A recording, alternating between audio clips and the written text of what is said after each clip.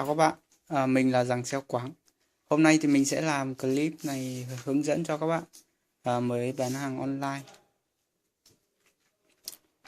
Đó là khi mà các bạn đã gói hàng xong và chuẩn bị đi gửi thì các bạn đến bưu điện thì các bạn sẽ phải xin một tờ phiếu chuyển phát nhanh hoặc là phiếu chuyển phát chậm. Thì ở đây mình sẽ hướng dẫn cho các bạn về thường thì mình bán hàng online mình thường gửi phiếu chuyển phát nhanh, cho nên mình sẽ hướng dẫn cho các bạn điền cái phiếu trên điền vào trên cái phiếu chuyển phát nhanh này. Thì trên cái phiếu này thì có tất cả là 14 mục. Đây, đây. Mục 14 ở đây, và các bạn cần chú ý ở 8 mục thôi. Mục thứ nhất thì các bạn đó là ghi họ, tên, địa chỉ người gửi, số điện thoại. Phần mã khách hàng này thì các bạn bỏ qua nhé. Đây. Ở phần 1 thì các bạn chỉ cần ghi họ, tên, địa chỉ và số điện thoại thôi. Đó. Và đến phần mục thứ 3 thì nếu mà các bạn gửi hàng hóa thì tích vào ô hàng hóa, còn gửi tài liệu thì tích vào ô tài liệu này, như mình đã tích ở đây. Đó. Thì mình thường gửi sáo, thì sáo của mình là hàng hóa cho nên mình sẽ tích vào ô hàng hóa. Và mục thứ 4 ở đây đó là nội dung trị giá bưu gửi. Thì nội dung ở đây đó chính là mặt hàng của các bạn.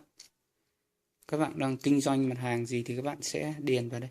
Ví dụ như mình là đang bán sáo thì mình sẽ điền ở đây là sáo trúc này. Số lượng là mình bán bao nhiêu cái thì mình điền vào đấy. Đây mình bán 5 cái thì trị giá sẽ là 1 triệu đồng thì mình điền vào đấy. Đó là phần 4. Và phần 5 này thì dịch vụ đặc biệt trên cộng thêm này các bạn bỏ qua nhé.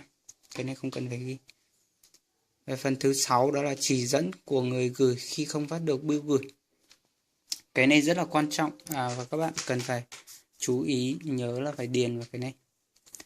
Bởi vì có những người khách họ chỉ đặt cho vui mồm vui miệng thôi, mà họ sẽ không nhận khi mà hàng của mình đến nơi. Cho nên là các bạn phải chú ý, phải nhớ điền vào ô này. Đó là khi mà người ta không nhận ấy thì các bạn phải điền vào ô chuyển hoàn khi hết thời hạn lưu giữ. Thì khi mà khách không nhận hàng thì sau khi hết thời hạn lưu giữ, bưu cục phát ở bên kia họ sẽ chuyển hoàn lại hàng cho các bạn.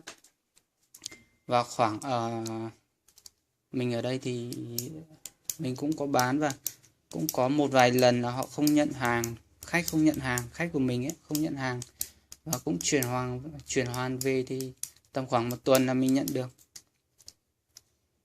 Đó là phần thứ 6, các bạn nhớ điền nhé. Ở đây là ô gọi điện cho người gửi hoặc trên bưu cục gốc này, thì ở đây là khi mà nhân viên ở bên bưu cục phát họ không liên lạc được với lại khách thì họ sẽ gọi điện trực tiếp cho các bạn.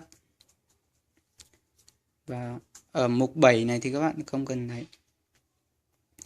Mục thứ 8 này thì các bạn nhớ điền ngày tháng gửi và giờ gửi. Và các bạn nhớ ký tên và ở chữ ký người gửi. Đó.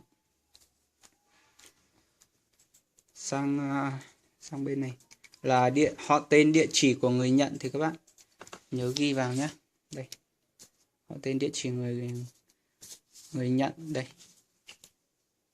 Số điện thoại thì ở đây các bạn sẽ ghi họ, tên này, địa chỉ và số điện thoại của người nhận.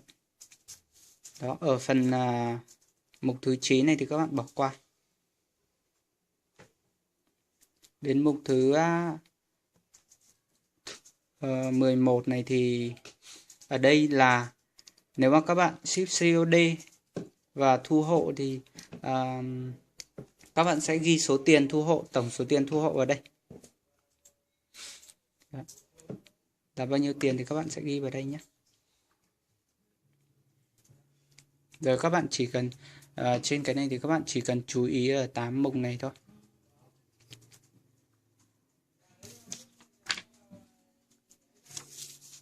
mình sẽ hướng dẫn luôn.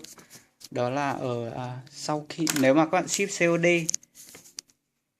và sau khi mình gửi, khách nhận được hàng rồi thì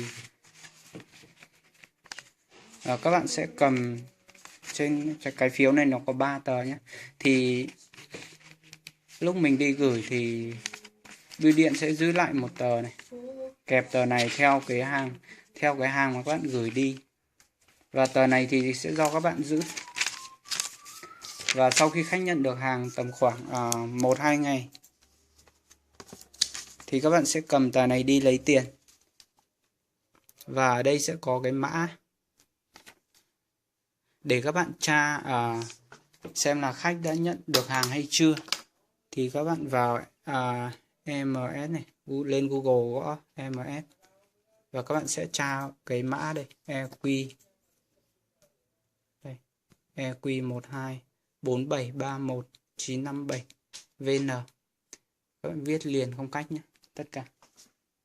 Và các bạn sẽ tra ra hàng đến đâu các bạn đều biết, và khách nhận hay chưa nhận thì các bạn đều biết, chuyển hoàn các bạn cũng biết. Nói chung mình tra cái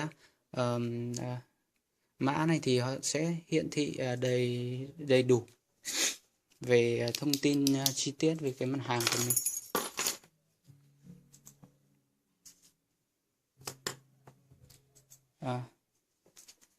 Cảm ơn các bạn đã xem video nhé.